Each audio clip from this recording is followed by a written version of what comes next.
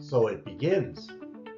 Our first stop is at the Mettawas station with Chef Anthony Del Bracco. Enjoy the ride.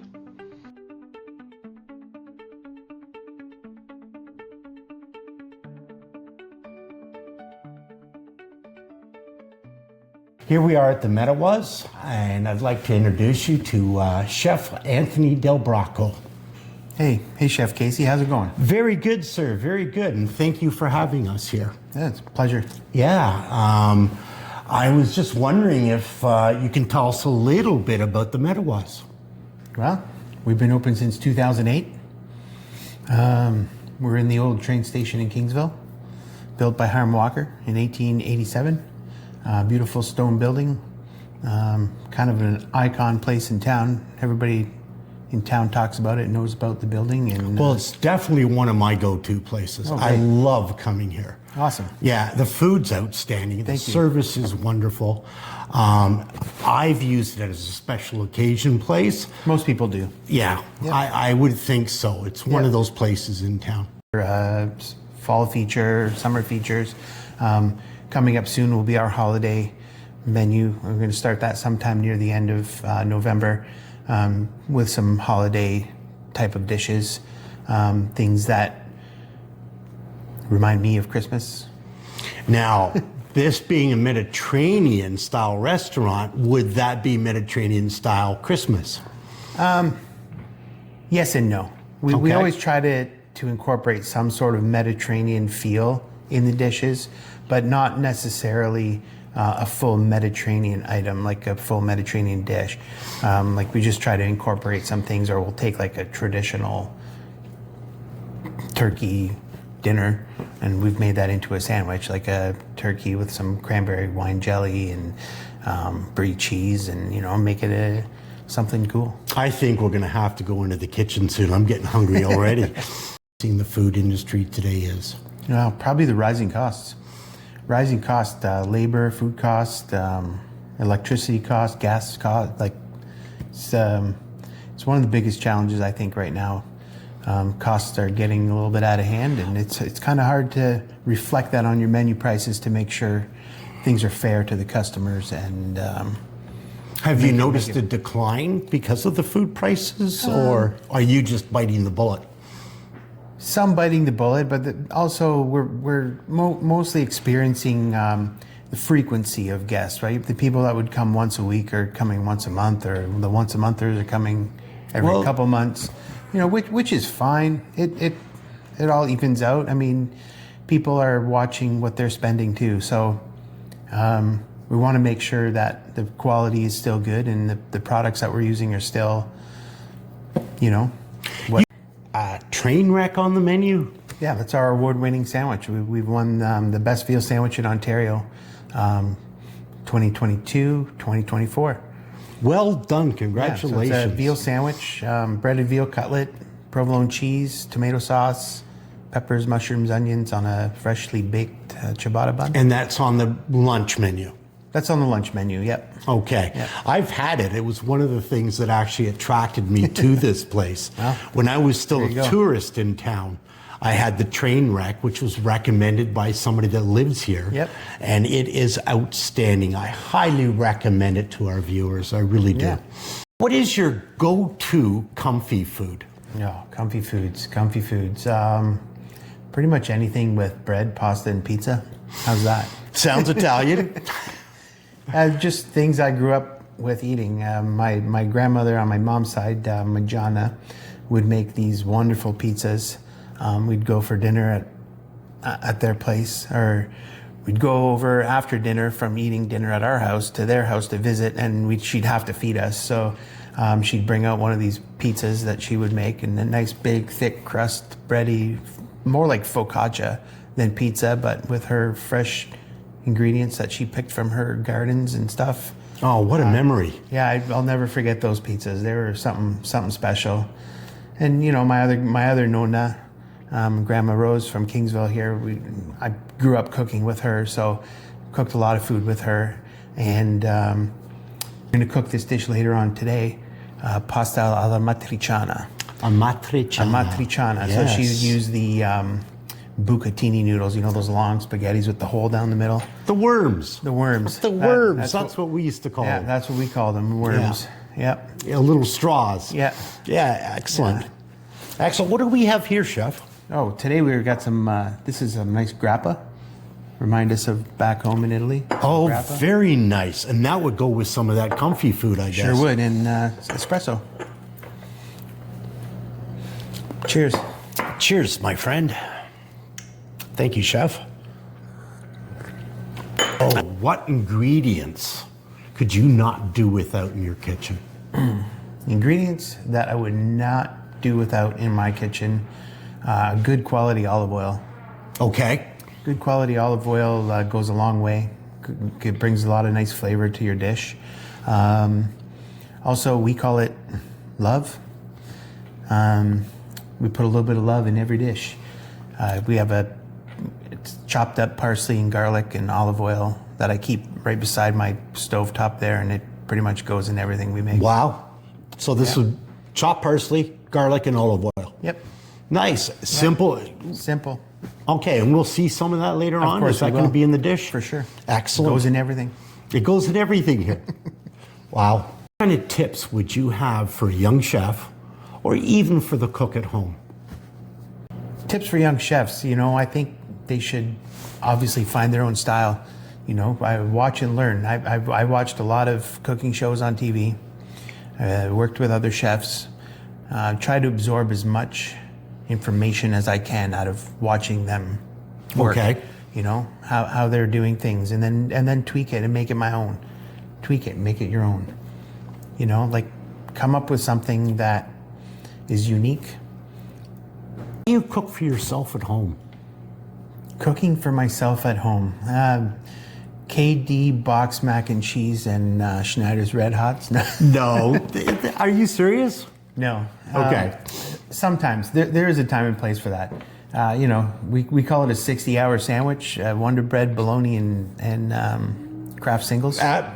Been there. Yeah. Yep. I'm just tired of cooking all day and go home and I want to cook something for myself. It's difficult, but I do have the days at home. Family coming over, brothers coming to visit, mom's coming over, the kids are visiting. I want to cook something nice, ribs, Okay. barbecue stuff, some pasta dishes, a lot of different pasta dishes. Like this one we're going to do this afternoon. I do that at home quite often. It's one of my favorites. Another one we do actually, it's tortellini with Alfredo and chicken thighs cut up in it.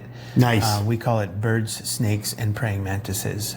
Birds, snakes, and praying mantis. That's when my kids were little, we started making this dish, and one's afraid of snakes, one's afraid of birds, and somebody's afraid of praying mantises. So we used the tri-color noodles, white, orange, green, and That's funny. yeah. That's funny. It's cute. Yeah, Food in childhood. Favorite food memories from my childhood. We touched on it a little bit earlier. And cooking with Nona, just making gnocchi, hands-on, making fresh sausage at the kitchen, a big family gathering, canning tomatoes, doing the tomato sauce. Hey, do you want some peaches? And Grandma, do you want some peaches? You go down to the cantina and get a little jar of peaches that we canned and Wonderful. hand feed us. And also obviously with my grandma there too. Just a lot of food history there, a lot of memories. It almost sounds like your grandparents and your family were your inspiration for this. Yeah, I would say so. Yeah, that's I would amazing. say so. Food passion. I was thrown into the kitchen young. When I was 15 years old, Mom, you need to get a job. I'm calling Andy Paroli. You're going to work at Guido's. So there I was, dishwasher and pizza maker. And by the time I graduating high school, I didn't know what I wanted to do.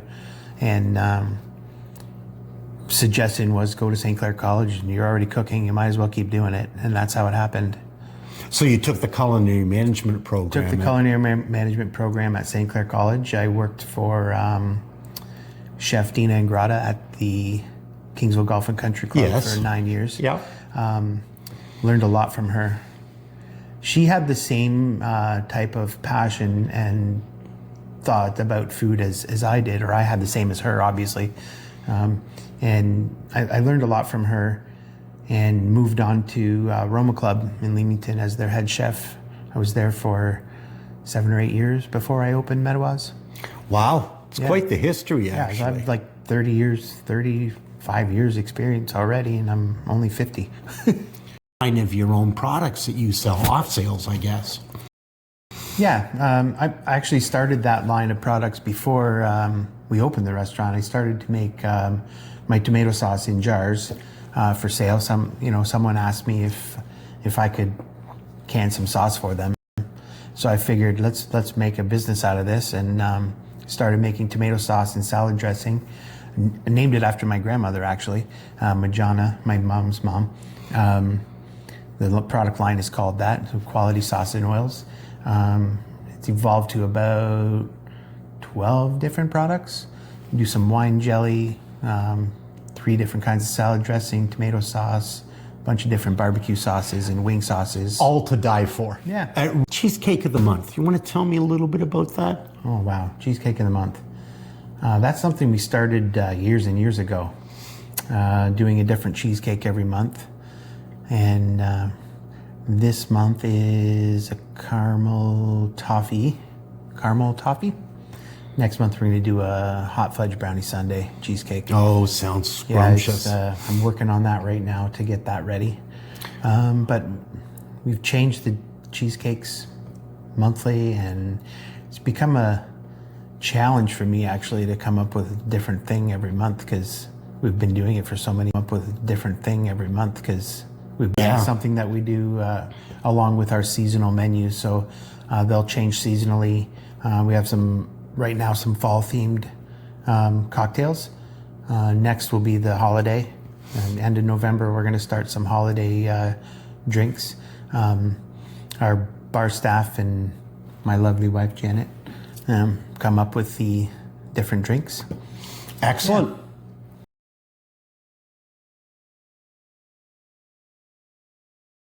All right, we're over to you, chef. All right, so here we're going to start with our ingredients here. We got our bucatini noodles, some nice guanciale. Guanciale is a cured pork jowl. It's the cheek of the pork. We got it cut up into little dices here. These are our Mediterranean hot peppers. These are the peppers we make here.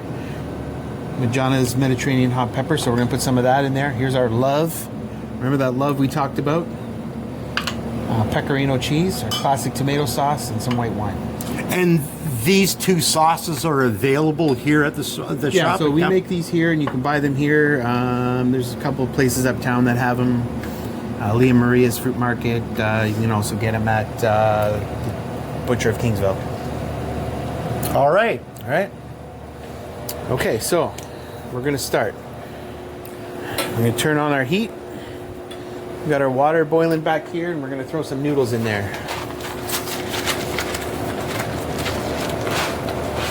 Now, chef, a question that's always asked: what's in the water before you put the noodles in there?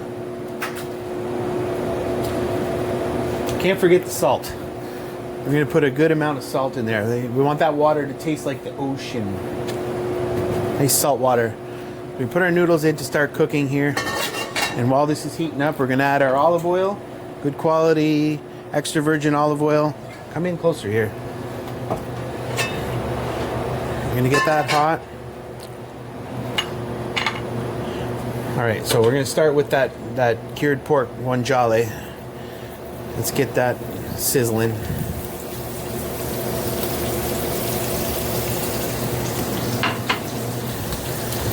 And the purpose here is to render it down? So now we're rendering that fat out of there.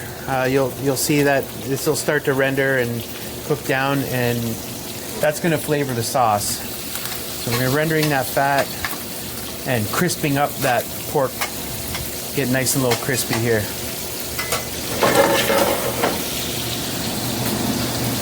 Turn the heat down a little bit. We don't want it too hot. So the noodles are cooking here. We're going to make sure we give them a stir while they're cooking so they don't stick together.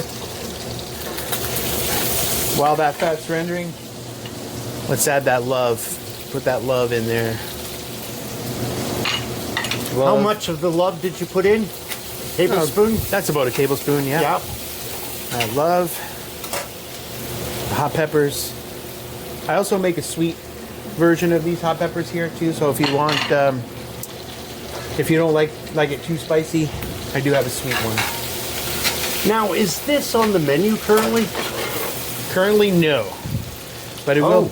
But we are going to be putting it on our holiday feature menu. Next, we're going to put a splash of white wine in there. Hear that nice sizzle. Hear that nice sizzle in the wine. Burn off the alcohol. Now, if I don't have a gas burner at home, is it really that important to get that flame going, or? Not necessarily. No, okay. Put some black pepper in there. It's classic to this dish. Black pepper. Now we're gonna add our tomato sauce. Put a scoop in there. Scoop of tomato sauce. Well, this is looking good, Chef. Here we go. Let that come up to heat.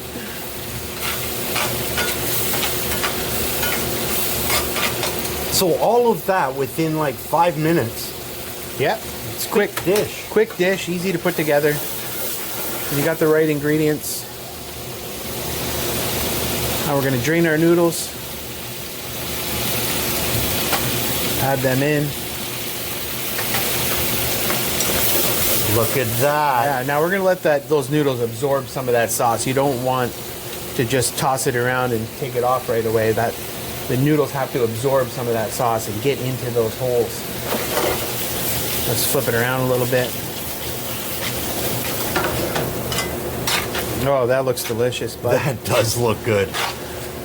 And you can smell that garlic and parsley. You sure can. The love is there. That love is in everything. The love and the passion, it comes with cooking. If you don't have that, you're really not going to get it. I totally concur. All right. Let's go for a plate.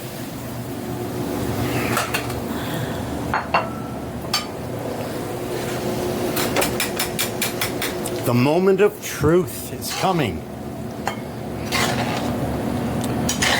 Chef, I notice you spinning it there. Yeah, so what I'm doing is, for plating purposes, I want to make sure that this is all nice and tightly wound together so it's not so sloppy on the plate for presentation wise. I want to see that. Beautiful. And then we're going to pour that extra sauce right on the top. Oh yeah. Now to finish, really too bad they can't smell this. Now to finish this off, freshly grated pecorino cheese. Look at that.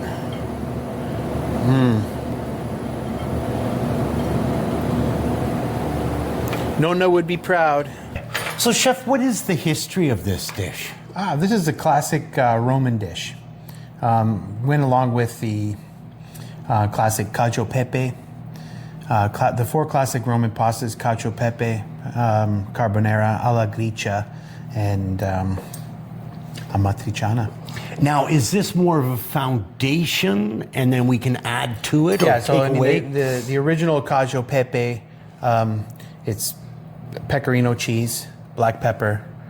That's what the dish is. Right. Cheese and pepper. Then they've added the guanciale to it, and egg even to make carbonara.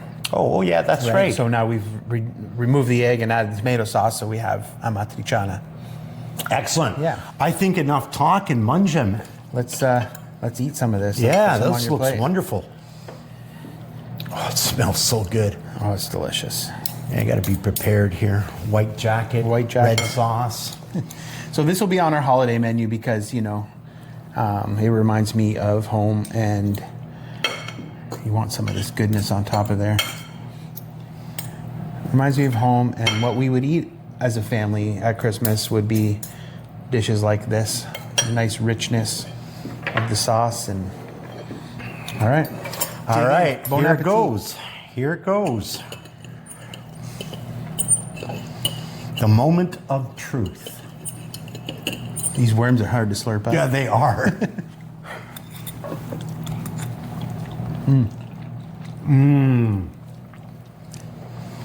Chef, you've outdone Well, yourself. thank you. This is delicious. You get that nice rendering from that fat from the pork and the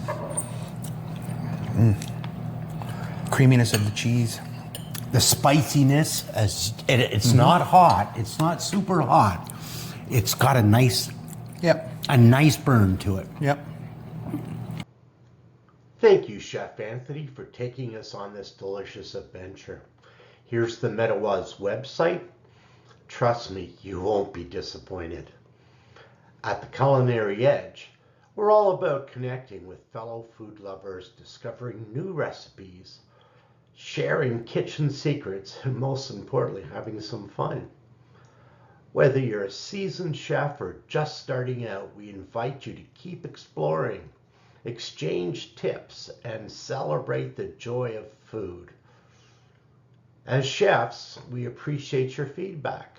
Please like this post if you enjoyed it, and share any suggestions or questions in the comments.